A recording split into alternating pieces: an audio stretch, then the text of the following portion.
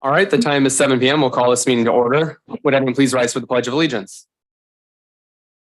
Pledge allegiance to the flag of the United States of America and to the republic for which it stands, one nation, under God, indivisible, with liberty and justice for all. Madam Clerk, can we have a roll call, please? Mayor Pulaski, Here. trustee Delapenna, trustee Domke. Here. Trustee Forsythe. Here. Trustee Lanisa. Here. Trustee Prokowski. Here. Trustee Trejo. And we have a quorum. We'll move on to presentation of the prepared agenda. Can we have a motion to approve the agenda? Do Move, David. you have a second? Second. Any discussion? Hearing none, all those in favor, please signify by saying aye. Aye. Those opposed, nay. Any abstentions? Seeing none, that motion carries. Then move on to village board public comment. Anyone wishing to provide a comment on a topic or an agenda item may address the village board during the public comment and public hearing segments of the village board agenda by submitting comments in advance or using the online form. Madam Clerk, do we have any submitted in advance? Two in advance. One is an anonymous submission regarding the train horns. Which I will stop action, ask our attorney. Can we accept anonymous public comment? Yes. Okay, thank you. Oh, sorry. No, it's okay. One, for over 15 years, residents near the train have been going to board meetings. The meeting records show this. The residents that live near the train have been patiently waiting for a resolution for over 15 years. Two, other nearby villages put measures in place many years ago so that train horns are no longer required. Three, unfortunately, there seems to be very little urgency in resolving this issue for the residents in Roselle. Questions for the mayor. After 15 years of waiting, can our mayor and village board commit to a month and a year that the train horn requirement will be removed? I realize some of this is outside of our control, but again, after 15 years and little to no progress, I think it's good to draw a line in the sand. Well, that is a loaded question in a lot of regards. As someone who also lives near the trains, I can attest that it is frustrating. I will say things that are changed that are different for Roselle than other communities is they obtained their quiet zone before a federal law was passed, which carved out the Chicagoland area into a special kind of no man's land when it comes to this type of regulation. So the prior process that other communities utilize to establish their quiet zones is not seemingly available to Roselle. What we have done is we have reached out to a number of state agencies that should have jurisdictional control over it. They have a different opinion of it. And we've been ping-ponged across agency to agency. What has changed though in our favor is the railroad merger that has gone through has put some intense scrutiny on our situation as well as just in general getting some clarity around it. So while I believe say that we are committed to pursuing a quiet zone at a reasonable pace, we're working right now with the Canadian Pacific, Kansas City Rail Company, Metra, and the proper agencies in order to secure that. What I will say is it will take a while for us to do that. There's measures that need to be in place on the street, at the station, and what we will likely have to do in order to have a full quiet zone is to take into consideration the Medina train station because of the regulations that exist. To have a complete quiet zone in Roselle, we'd have to mitigate not only the Roselle Road intersection, the Prospect Street intersection, the Park Street intersection, our train station, and then the Medina station as well. So it's hard to put out a deadline, but I would say we hope to have good news soon. I know that's maybe not satisfying, but I think we've made a lot more progress in recent history than we've had over the past years. So our other public comment. The second and last that I have in advance is from Margaret Lukes of 45 Century. She is regarding chickens. Earlier this year, the price of eggs at the store was ridiculously high, but have come back down to a manageable cost.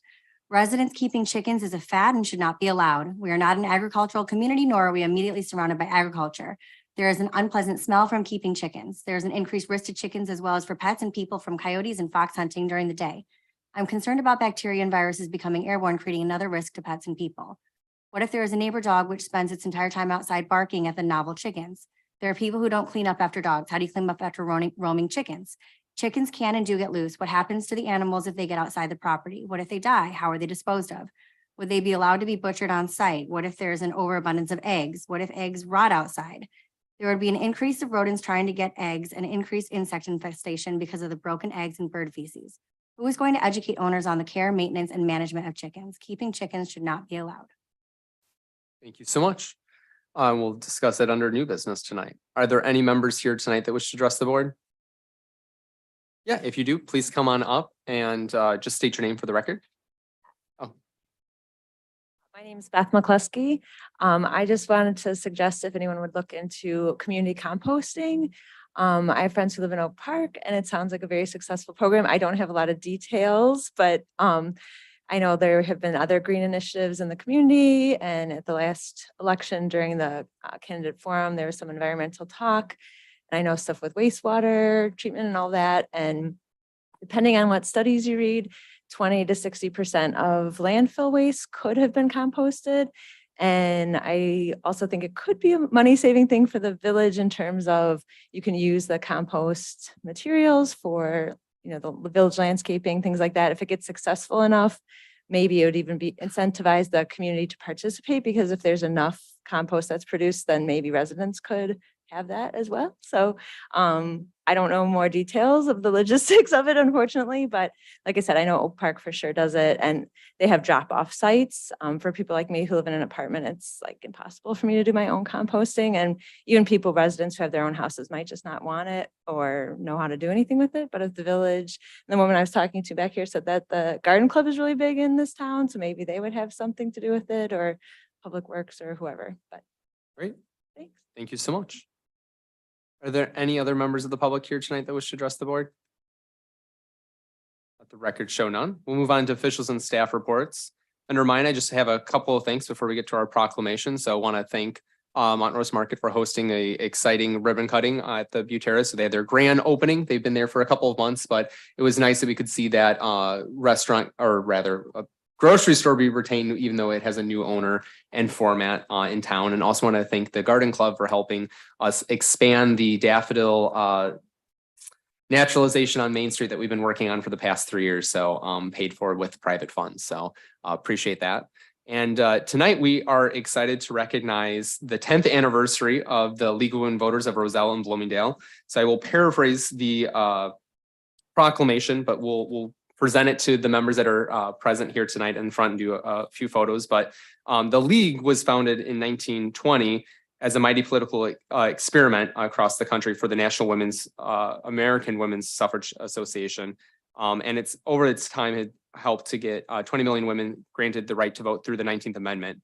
And has since then expanded its presence in helping sponsor legislation and work with the courts to protect and strengthen voting rights and access for free and fair elections, civil rights, children, community health, and education, other topics. And I know we've had a very active league that has done a number of studies and has been involved in hosting candidate forums locally and helping educate our local electorate. And so in honor of their 10th anniversary, I'm pleased to congratulate the League of Women Voters on their 10th anniversary and declare October 31st League of Women Voters Day. So we'll go and present this down to you guys.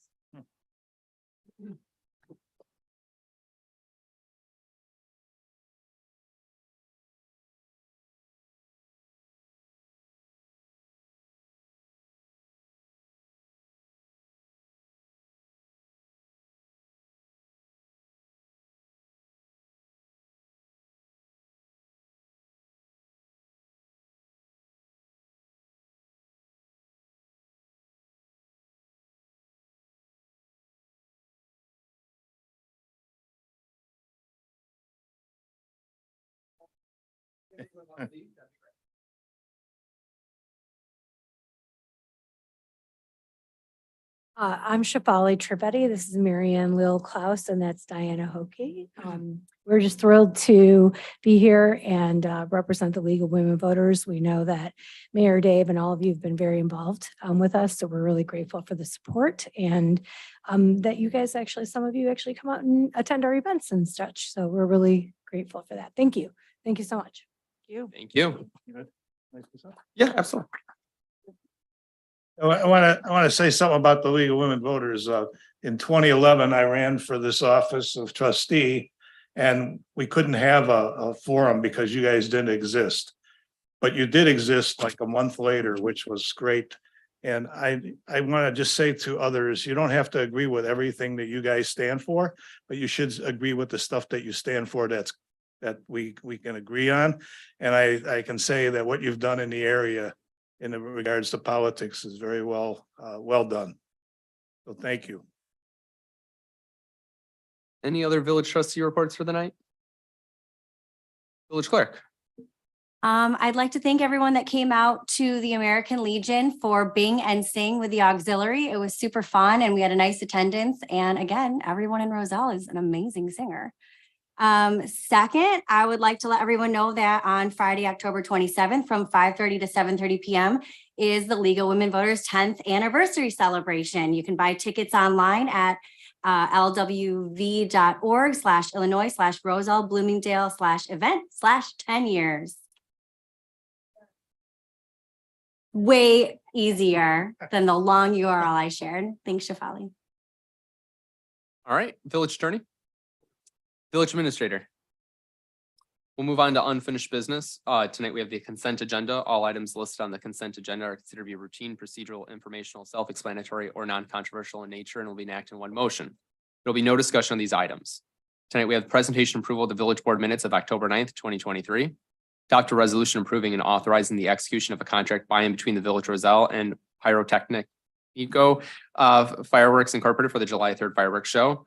And adopt a resolution authorizing the execution of agreement by and between the Village Roselle and Canon Solutions America Incorporated. Is there a motion to approve? So moved. Is there a second? Second. Madam Clerk, can we have a roll call, please? Trustee Domke. Aye. Trustee Lanisa. Aye. Trustee Forsythe. Aye. Trustee Prokowski. Aye. And that motion carries. We'll now move on to our regular agenda. Under community development, we have nothing tonight. Administration, Trustee Forsythe. Thank you, Mayor Pulaski. I would like to move passage of an ordinance amending ordinance number 80-949, establishing a pay plan for village officers and employees. Second. Any discussion on this item? Seeing none, can we have a roll call, please? Trustee Forsythe. Aye. Trustee Prokowski. Aye. Trustee Domke. Aye. Trustee Lanisa. Aye. And motion carries. We have nothing under fire tonight or police. Public Works, Trustee Prokowski. We're putting you to good use tonight. Yes, thank you, Mayor Pulaski. We're going to start off with a presentation from Village Administrator Belowski on ARPA funding. Thank you, Trustee Pierakowski. I just wanted to make sure the board is aware of the available ARPA funds. On the kind of the next three motions are all projects recommended for approval utilizing ARPA funds in some capacity, and just wanted to make sure the board's aware that with those projects included, the end of this year, you'll have about 1.6 million in ARPA funds available as we talk about the capital budget for next year and the projects that are in there. By the end of next year, we're forecasting at 1.5 million available. And right now that 1.5 is kind of earmarked for the municipal campus projects that we'd seek to go out to bid for early next year. But I just want to make sure we've brought a lot of projects, overages on a lot of projects have utilized ARPA, and I just want to make sure you're well aware of how much is available there for utilization. Thank you. Okay, moving on then to 13B, I'd like to move adoption of a resolution approving and authorizing the execution of an agreement by and between the Village of Roselle and Bear Construction Company, Joint Purchasing Cooperative, TIPS. There's a second. Second. Is there any discussion on this item? A little bit. Yeah, absolutely. I also wanted to ask Public Works to take a look at the lighting outside of the museum, because to me, it's that staircase and that is very dangerous. So when this project is going down, if we can also get some lights out there. Sure, we'll take a look at it. Thank you. Any other discussion? Seeing none, could we have a roll call, please? Trustee Prokowski. Aye. Trustee Lanisa. Aye. Trustee Domke. Aye. Trustee Forsythe. Aye. That motion carries. Moving on to 13C, I'd like to move adoption of a resolution approving and authorizing the execution of an agreement by and between the Village of Roselle and Confluence Incorporated in an amount not to exceed $152,500. Second. Any discussion? I think this is a classic case of when life gives you lemons, you rebid it to find it to be cheaper. So I think this is going to help us expand the scope to the full vision instead of phasing it out and helping us value engineer it so we can get it back to our price point. Because at the end of the day, Roselle is pragmatic. We have German roots and we like things to come in at or under budget. So double the cost won't do. Wayne? I just have to ask, the slab is only 2 inches thick. Is that, did I read it right in the? proposal of the concrete? This is for engineering services for the municipal campus. So, I Oh, mean, this is not The- what is the one by 8,000 miles? this is that, it's part of that, correct? So, but this is looking at the plaza half of it and also helping us tweak the other version to be cheaper. So, Well, I'd say my only question, if it is a 2-inch slab, you'll never be able to drive any vehicle on it. okay. So, if anybody did that by accident, there'd be a problem. We will take that into consideration. I know that this in front, that plaza area by 8,000 miles is actually gonna be a deck material, so, and it should be raised, so I would hope a car wouldn't drive up on it. The concrete elements of the plaza area will be stuff that we're looking at right now, so we'll be able to answer that question better at that point. Okay, So. that's it. All right, can we have a roll call, please? Trustee Prokowski, Aye. trustee Lanisa, Aye. trustee Domke. Aye. Trustee Forsythe. Aye. That motion carries. Okay, moving on to 13D, I'd like to move adoption of a resolution approving and authorizing the execution of an agreement by and between the Village of Roselle and Bear Construction Company Joint Purchasing Cooperative TIPS. Second. Thank you. Is there any discussion? Seeing none, could we have a roll call, please? Trustee Prokowski, Aye. trustee Domke. Aye. Trustee Forsythe. Aye. Trustee Lanisa. That motion carries. Moving on to 13E, I'd like to move adoption of a resolution authorizing the mayor to execute change order number 1 for storm sewer cleaning and televising between the Village of Roselle and Vizu Sewer of Illinois LLC for the additional work in the amount of $3,397.07. Is there a second? Second. Any discussion? Seeing none, could we have a roll call, please? Trustee Prokowski, Aye. trustee Lanisa. Aye. Trustee Domke. Aye. Trustee Forsythe. Aye. That motion carries. Okay, moving on to 13F, I'd like to move adoption of a resolution approving and authorizing the purchase of 2 2024 Ford F-150 police responder trucks from Bob Riddings Incorporated pursuant to the Village of Roselle temporary purchasing policy. Is there a second? Second. Any discussion? Yes, Wayne. Is this the 2023 budgeted item or is this, you're talking about 2024? These are 2024 budget. Yet to be approved budget, but we're gonna approve this purchase. Correct. Just due to the order timing, currently the order window is open. It only opens once a year and we knew we had to get it in. Otherwise, we'd have to wait till the end of 2024 to place the order. And we have to say yes when we do the budget, right? Yes, please. Okay, that's, I don't have anything else. Part of our advanced supply chain disruption Yeah, counteraction activities there, so. Could we have a roll call, please?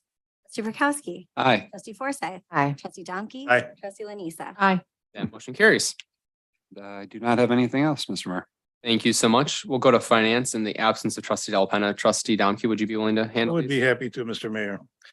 I'd like to make a motion to approve the accounts payable list for October 23rd, 2023 in the amount of $1,726,512.67. Your second? Second. Any discussion? Seeing none, could we have a roll call, please? Trustee Domke. Aye. Trustee Forsythe. Aye. Trustee Lanisa. Aye. Trustee Prokowski. Aye. That motion carries. And one more, Mr. Mayor, at 14B is I would make a motion to adopt a resolution regarding the proposed 2023 property tax levy for the Village of Roselle. Is there a second? Second. Any discussion? Seeing none, could we have a roll call, please? Trustee Domke. Aye. Trustee Forsythe. Aye. Trustee Lanisa. Aye. Trustee Prokowski. Aye. That motion carries. All right, we'll now move on to new business. First item is to provide direction to staff regarding the Planning and Zoning Commission's recommendation on zoning aspects of chicken keeping within the village. Community Development Manager Karen Bricks presenting.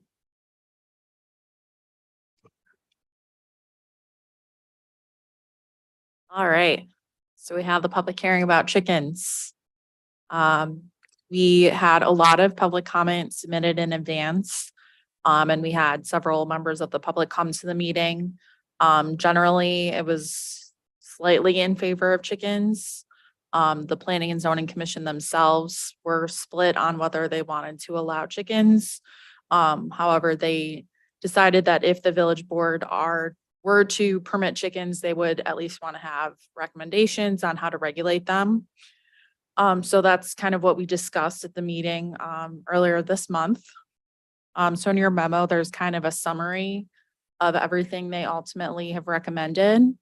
It includes chickens only being permitted in the rear, or the chicken coop, the accessory structure being permitted in the rear yard only.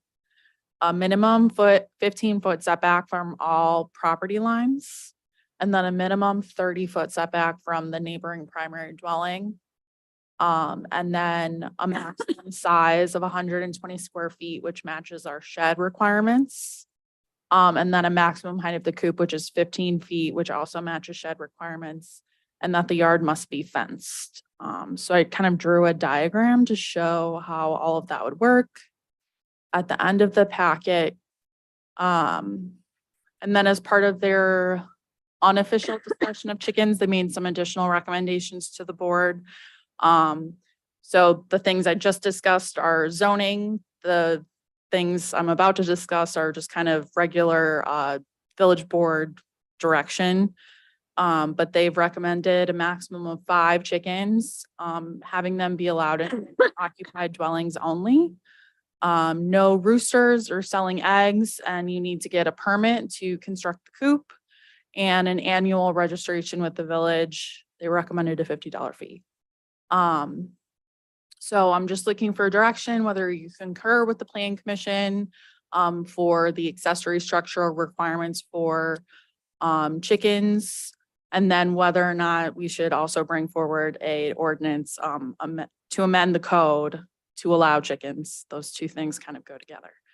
And then I also had Village Attorney Castaldo kind of summarize any implications from home rule versus non-home rule on the chickens. And it was, I think, through the research, basically determined that there's very little impact of non-home rule versus home rule in regulating chickens. So. Thank you so much to the Planning and Zoning Commission and for your efforts to get this recommendation to the board. Does the board have any discussion or questions on it? Trustee Prokowski? So I agree with almost all of the things except for the minimum 30-foot setback from neighboring primary dwellings and the annual registration fee. Those two things seem, I'm not going to say a bit much, but you already have a lot of regulations in place. Is there a 30-foot setback for like sheds from a neighboring dwelling? No. So I like how a lot of these things kind of mimic the sheds. That makes a lot of sense, that we need to have the permit for building, everything like that. But the $50 annual fee and kind of the 30-foot setback from the primary dwelling, especially if we already have the 15-foot setback from all property lines.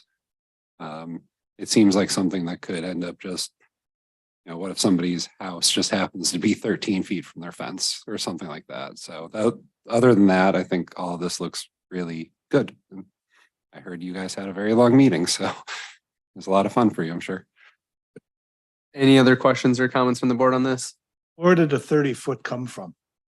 So I think the concern was for in consideration of residents who don't necessarily want chickens, right? And so to encourage a greater distance between their property and where a chicken coop would be kept. Yeah, I mean, So because everyone was kind of split, so it was very much like, well, how do we allow people to have chickens, but also protect the people who don't want chickens?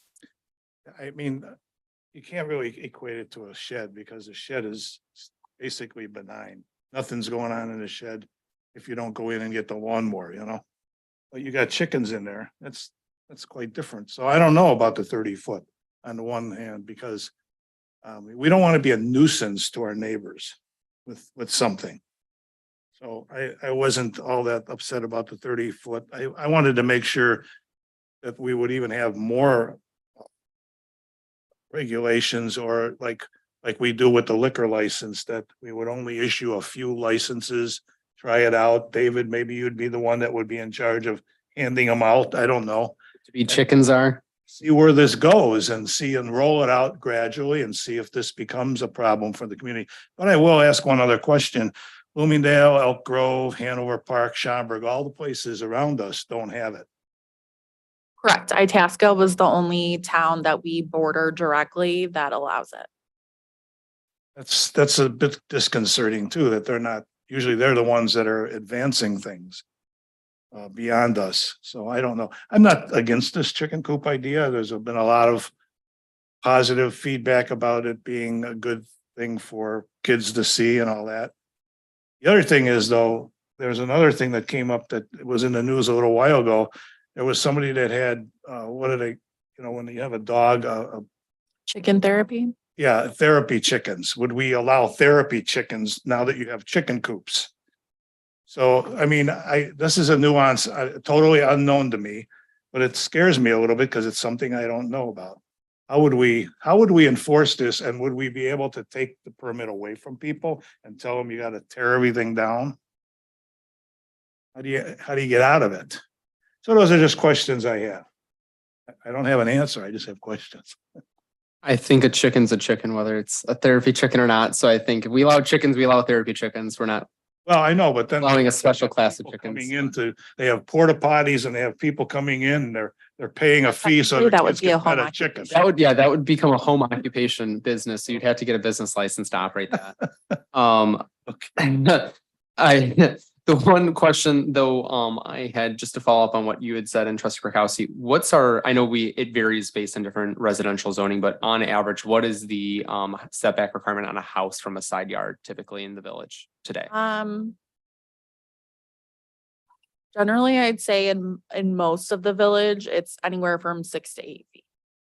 So I think when we're talking about whether we keep the 30 feet or not, if you have the 15-foot minimum side yard setback, you do have a 6 to 8 foot additional buffer on the neighboring property at a minimum you would expect. So not saying pro or con one way or another, but there's that to take into consideration. So Cheryl, did I see your hand up, or was I imagining things? Okay.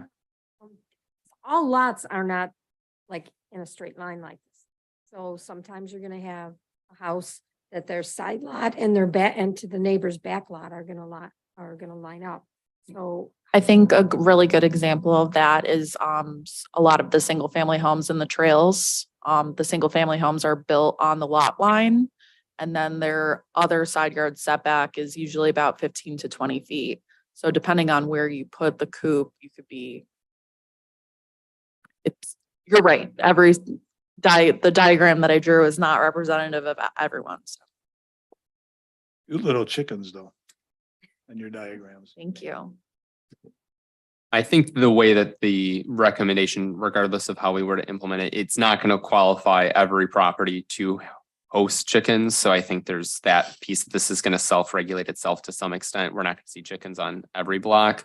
The only thing I think that I'll throw out there is I think the coop size and restrictions there, I think, are almost unnecessary. In fact, I think when you put out a restriction like that, you're almost encouraging people to build a bigger coop than they need. So most chicken coops should not be greater than 6 or 8 feet max. I think saying that a max height of 15 feet is a little bit scary to me, I think, in that sense. So I think there's some things that we could probably tighten down on that end from my personal opinion. There is something, so many square feet per chicken. There is something in the. They don't need as much space as you think. So They don't need that. That's right. They don't need a lot. There is something though. I talked to somebody that has a farm in Michigan, and I don't remember the number. It's like 3 square feet per chicken or something. It's not an ungodly amount, but there is a regulation. So besides a couple of questions and concerns, the feedback I've heard is yes, move forward, but either reduce or remove the minimum of a 30-foot setback from a adjacent primary dwelling, and then the registration fee. Tina, what was your thoughts on it? I agree with you. I just didn't like the annual registration fee. Okay, That was not necessary. Wayne, Are you going to regulate the amount? That's another. are you going to regulate the amount? Well, okay. Are we going to regulate the amount, like no more than 10, like we have liquor license? Yeah, the commission recommended a maximum of 5 hens. So. Yeah, I was gonna say, I mean, we already have regulations on how many dogs or cats you can have, so makes complete sense to have a regulation on how many chickens. You can actually, under this policy, have more chickens than you can dogs. Or cats. Well, you can eat a chicken, you don't eat dogs. By the way, that was brought up too. How do they, I mean, can they actually eat their chickens or? I'm sorry. Could they eat their chickens or do they have to have a funeral? I am not a chicken expert.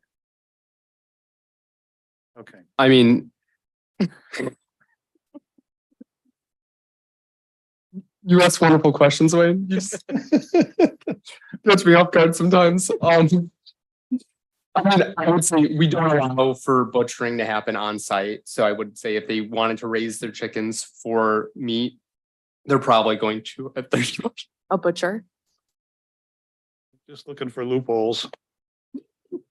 Well, I guess also just kind of going off of that, is this kind of falling more under an agricultural issue or is this a pet policy?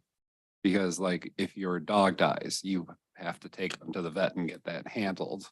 Is that going to be this situation? I guess if we had language kind of with that, could probably clear up a question like that. Like how you're not allowed to just handle your own dog after they pass. You're not supposed to bury them in your yard and things like that. I would say it probably would follow the same restrictions from my layman's interpretation. Cheryl, as far as on the motion of kind of moving forward on it or kind of looking at the recommendation in its whole, are there parts that you disagree with, would like to see modified, or are you generally in favor of this kind of moving forward for a final vote? I am in favor of the way it was written, and I'm okay with the fee, and I'm also okay with the 30-foot setback. Okay. Yes, Wayne. Yeah, I would like the registration yearly because then you can go and see if the conditions are still the way they're supposed to be, because they're not deteriorating and becoming a nuisance. Okay. So with the board as a whole tonight agreeing with moving it forward, then we'll bring it forward as is. I would say given that we have two board members who are not present tonight and it was split on some of these items, I think what we'll plan to do, and let's just structure in a way that we could easily amend some of these features of it on the spot. I would ask we vote separately, and I would assume we would be voting separately on the zoning aspects of this and then the ordinance aspects of it. So that way we can break apart those conversations because I think they're very different in that nature. So did staff need any further direction on this topic? So would that then be something that we'd be planning to roll out for the new year? Is that how that would work? We could decide that at that time and decide when we want that to go into effect. I would say probably most likely, but if we feel like we need additional time or staff says that they need additional time in order to roll out that kind of a policy, then we can always delay this launch. So. Okay, thank you. And I apologize for losing my composure there a little bit. So, but good conversation. I'm glad we had it. So we run the gamut of issues here as a village. We have a good so. time up here. Moving on to a more serious topic, we're going to talk about our fiscal year 2024 capital improvement plan. So in the absence of our finance director, we'll have Administrator Belowski kind of walk us through a big chunk of the budget for next year, essentially, and really looking at our future costs, which is the more important part, I would argue. But. Thank you, David. And talking about infrastructure has been a topic the board has been discussing really all year as we've spoken about the need for future funding for infrastructure. But this is the traditional presentation of our 5-year CIP, which is 2024 through 2028. The adoption of the 2024 plan is what would ultimately be part of the adoption of the overall budget that will be presented to the board on the first Monday in November. So this is kind of a preview really for that. And if the board leaves tonight endorsing, approving this plan, recommending approving this plan, then this will be slotted into the overall budget. As the highlights of this plan reflect, there are there's $135 million worth of projects over the next 5 years, over half of that being the wastewater collection and treatment projects. Those should not be surprising to the board. That kind of $80 million number is a number we've spoken to the community a lot about as far as for the need for complying with mandates from for wastewater treatment. The years of 2025 through 2028, there really is no specific revenue identified as far as to fund those projects, specifically wastewater. As you know, ultimately, they'll have to be funded one way or the other.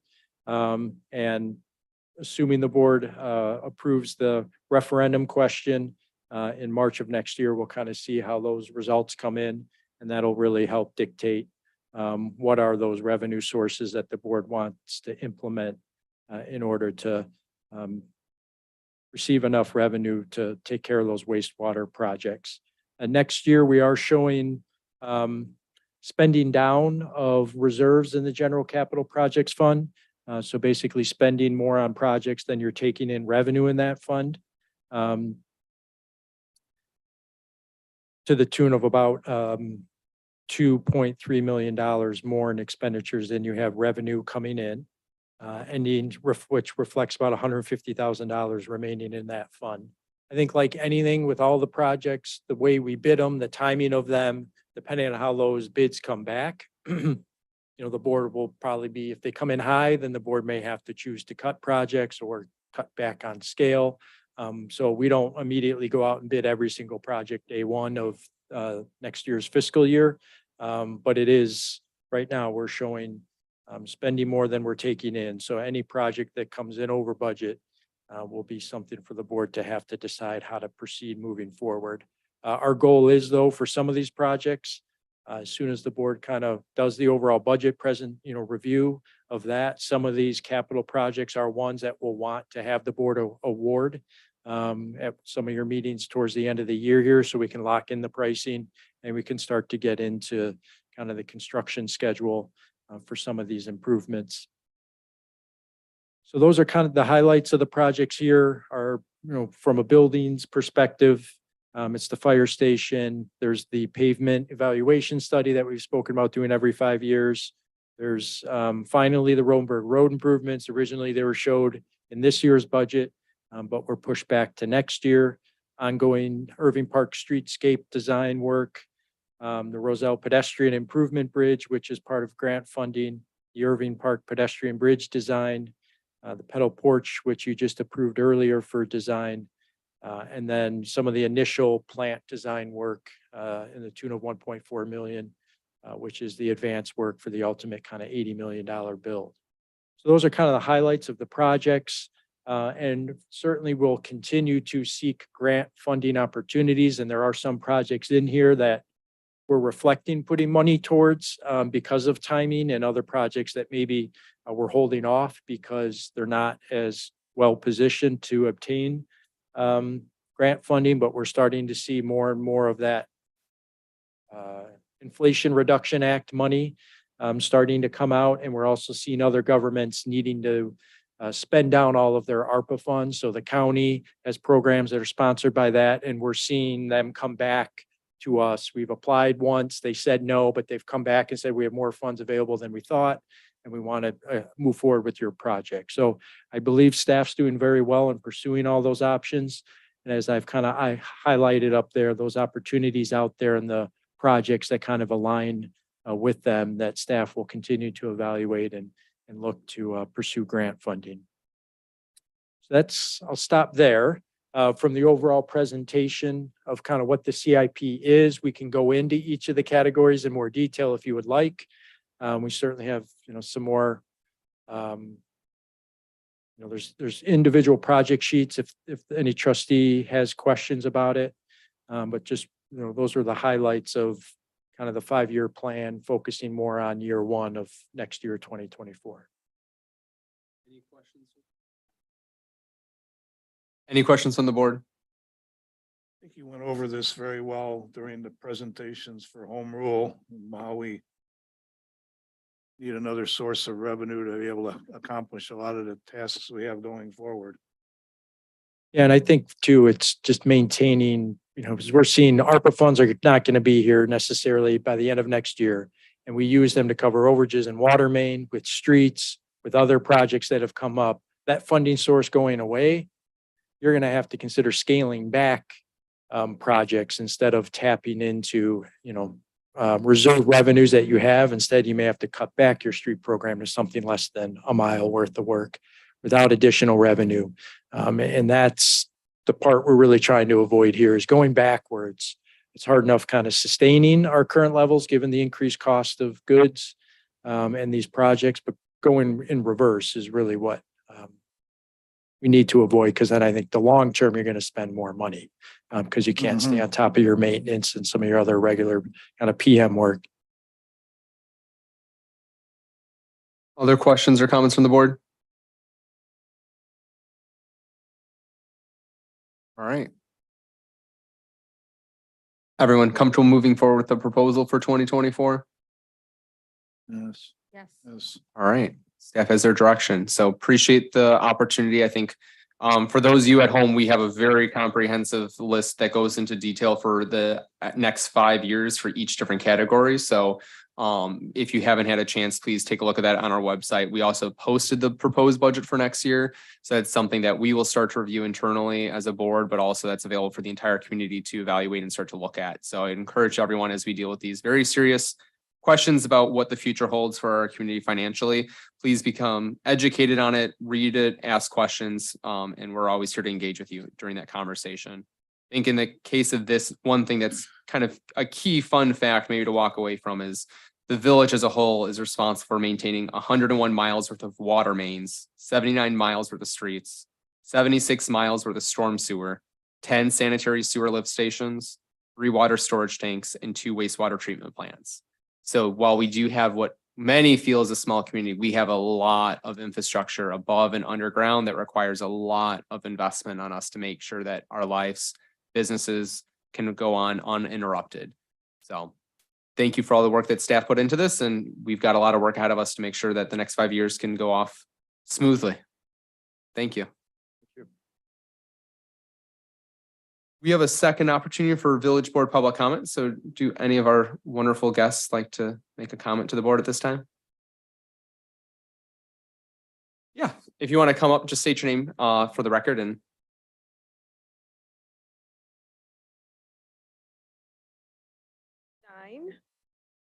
10 East Thorndale, Roselle, Illinois.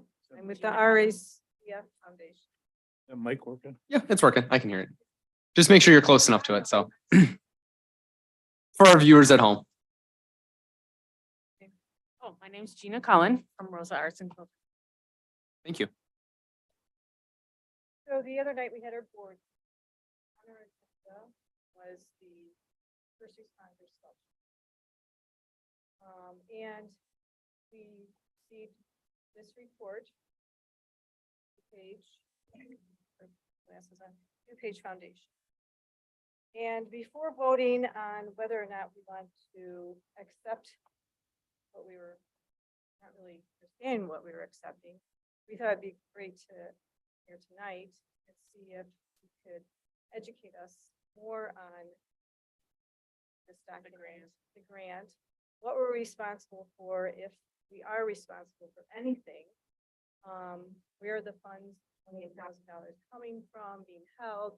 Is the RACF going to have to hold any of the funds? Just doing our, Yeah. due diligence before we. Yeah, absolutely. So for the first responders kind of sculpture, so the Village of Roselle applied for a grant through the DuPage County Arts Foundation, sorry. And so we did find out late last month that we were successful in receiving that money. So the village will be receiving $25,000 that will be remitted to the village directly. We have also been able to secure generous donations and contributions for both our police and our fire unions towards this sculpture in the tune of $1,000 each. So that's $2,000 that are going to be remitted to the village as well.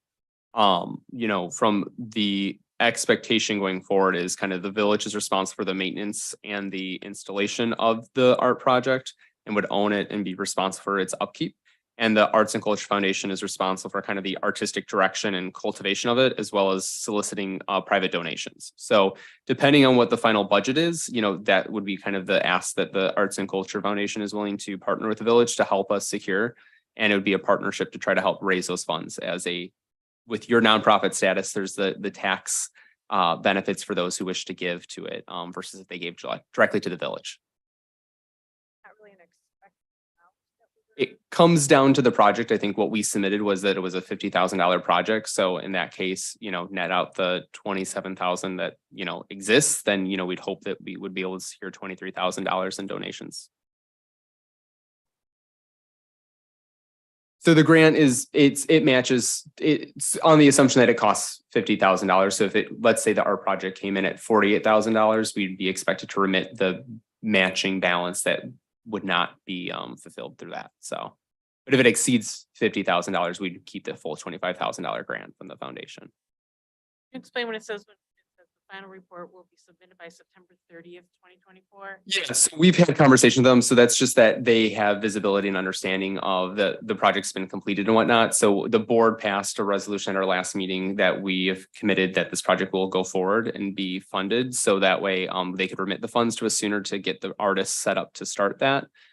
So all that is that they need to have the project completed. Now we've talked to them because the process was delayed substantially. As long as there's work being made in good faith towards the project, then they're not concerned about the project being completed and, you know, by the deadline that the foundation had originally set out. But that's their standard language and they didn't want to change it.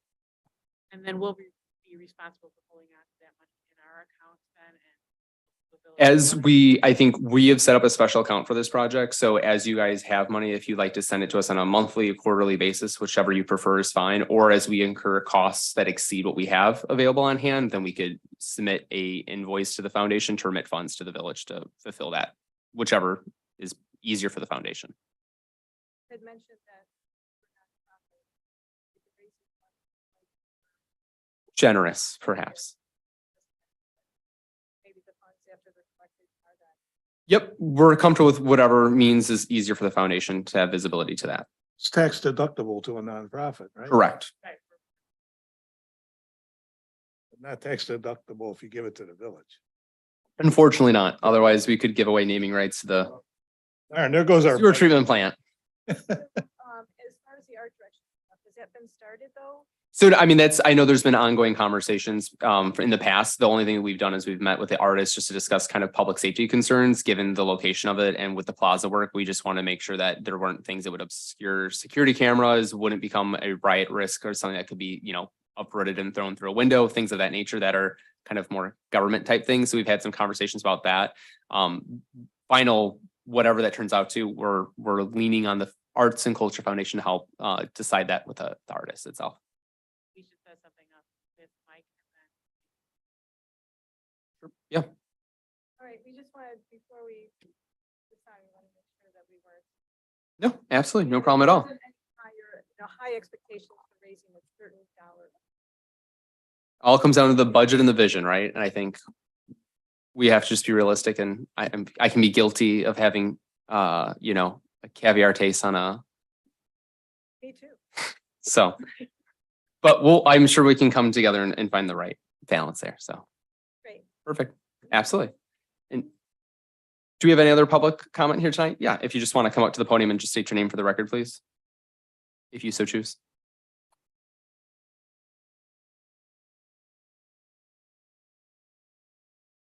Philip Sullivan.